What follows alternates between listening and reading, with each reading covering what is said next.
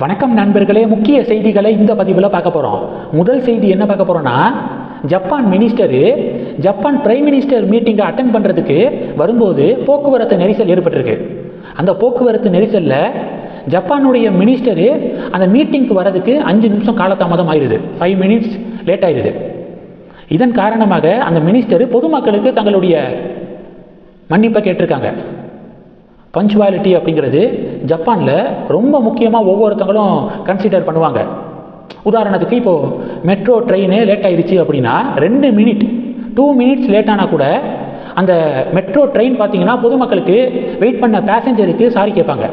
அந்த அளவுக்கு டைம்னா அந்த டயத்துக்கு வரணும் அப்படிங்கிறத ஜப்பான் தொடர்ந்து ஃபாலோ பண்ணுறாங்க.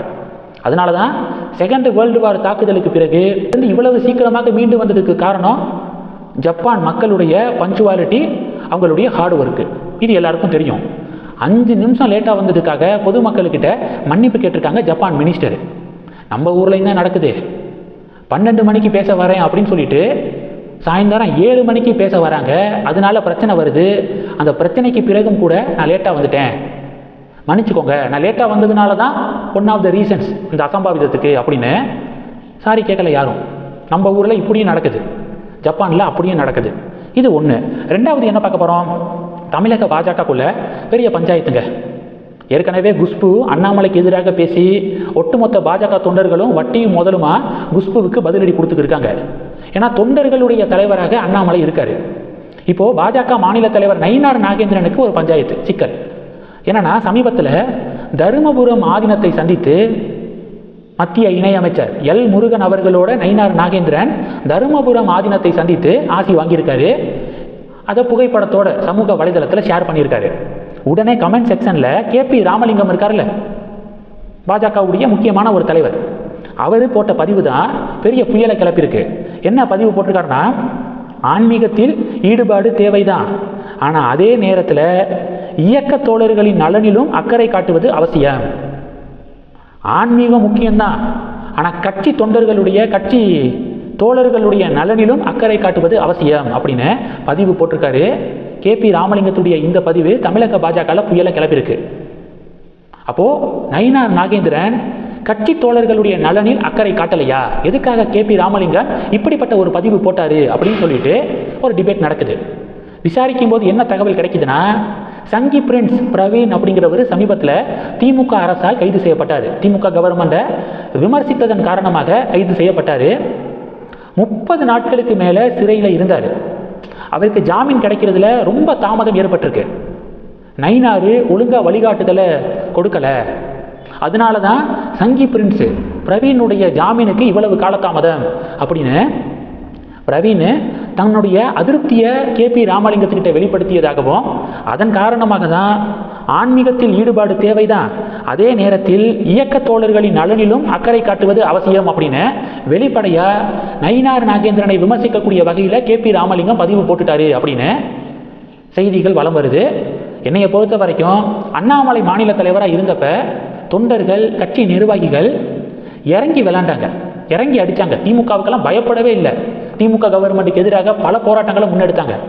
ஏன்னா நமக்கு ஒரு பிரச்சனைனா தலைவர் வருவார், தலைவர் நம்மளை விட்டுற மாட்டார், கைவிட்டுற மாட்டார் அப்படிங்கிற இந்த நம்பிக்கை ஒவ்வொரு தொண்டர்களுக்கும் இருந்துச்சு. அதனால தான் சமூக வலைதளத்துல எல்லாம் பூந்து விளாண்டாங்க. ஆனால் இப்போது நயினார் பக்கத்து தலைமை மாறினதுக்கப்புறம் தொண்டர்கள் கொஞ்சம் ஒதுங்கி இருக்காங்க. எதுக்கு வம்பு, நாம பாட்டுக்கும் திமுக கவர்மெண்ட்டுக்கு எதிராக பயங்கரமாக பேசி கேஸு உளுந்துருச்சு அப்படின்னா கட்சி தலைமை அதை சீரியஸாக எடுத்து நம்மளை வெளியில் கொண்டு வந்துடுவாங்களா, அப்படி கொண்டு வரலைன்னா என்ன பண்ணுறது அப்படிங்கிற ஒரு சின்ன பதட்டம் இருக்குது. அண்ணாமலை ஏறால அது கிடையாது. இன்னைக்கு கைது பண்ணுறாங்கன்னா நாளைக்கே வழக்கறிஞர்கள் டீமு சூழ்ந்துருவாங்க. எப்படியாவது மீட்டு கொண்டு வர ஜாமீன் கிடைக்கிறதுக்கு நடவடிக்கை எடுத்துருவாங்க. ஸோ அந்த டேஸ் இப்போ மிஸ்ஸிங்கு அப்படிங்கிறது பாஜக தொண்டர்களுடைய ஆதங்கமாக இருக்குது. அதனால நயினார் நாகேந்திரன் அவர்கள் இந்த பிளேஸை அவர் சரி பண்ணணும். இந்த இஷ்யூஸ் இருக்குது, அதை அவர் ரெக்டிஃபை பண்ணணும் அப்படிங்கிறது தான் பொலிட்டிக்கல் கமெண்டேட்டர்ஸுடைய கருத்தாக இருக்குது. இது 2. மூணாவது என்ன பார்க்க போகிறோம், ராகுல் காந்தி கேரளாவுக்கு போயிருந்தார். அப்போது ஒரு காலேஜில் ஒரு நேர்காணல் நிகழ்ச்சியில் கலந்துக்கிட்டாரு. அப்போது ஒரு மாணவர் மே ஐ கால் யூ சேட்டா உங்களை சேட்டான்னு கூப்பிடலாமா அப்படின்னு ஒரு மாணவர் ராகுல் காந்தி கிட்ட கேள்வி கேட்க, கூப்பிட்டுக்கோங்க, முதல்ல சேட்டாவுக்கான அர்த்தத்தை சொல்லிட்டு அதுக்கப்புறம் கூப்பிட்டுக்கோங்க அப்படின்னு சொல்லிட்டு ராகுல் காந்தி பதில் கொடுக்குறாரு. அப்போ சேட்டாவுக்கான அர்த்தம் கூட ராகுல் காந்திக்கு தெரியலையா? எத்தனை வருடங்களாக, 5 வருடங்களாக வயநாடு தொகுதியுடைய எம்பியாக இருந்தார் ராகுல் காந்தி. 2019 2024 வரைக்கும் வயநாடு தொகுதியுடைய எம்பியாக இருந்த ராகுல் காந்திக்கு பேசிக்கான வேர்டு, கேரளாவில் தினமும் ஒரு இடத்துல இருந்து இன்னொரு இடத்துக்கு நீங்கள் பஸ்ஸில் ட்ராவல் பண்ணுறீங்கன்னா குறைந்தபட்சம் ஒரு 100 பேராவது சேட்டா அப்படின்னு கூப்பிட்றத உங்களால் கேட்க முடியும். அந்த சேட்டாவுக்கான அர்த்தமே ராகுல் காந்திக்கு தெரியல. இவர் வயநாடு தொகுதி எம்பியாக இருந்து அந்த தொகுதியை எந்த அளவுக்கு முன்னேற்றிருப்பாரு அப்படிங்கிறத கொஞ்சம் யோசிச்சு பாருங்க அப்படின்னு பாஜக பதிலடி கொடுக்குறாங்க. இந்த செய்திகளை பற்றி உங்களுடைய பார்வைகளை மறக்காம கமெண்ட் பண்ணுங்க. தொடர்ந்து கணக்கில் இருங்க. அடுத்தடுத்து நிறைய பதிவுகளை பார்க்க போறோம். நன்றி. ஜெய் ஹிந்த்.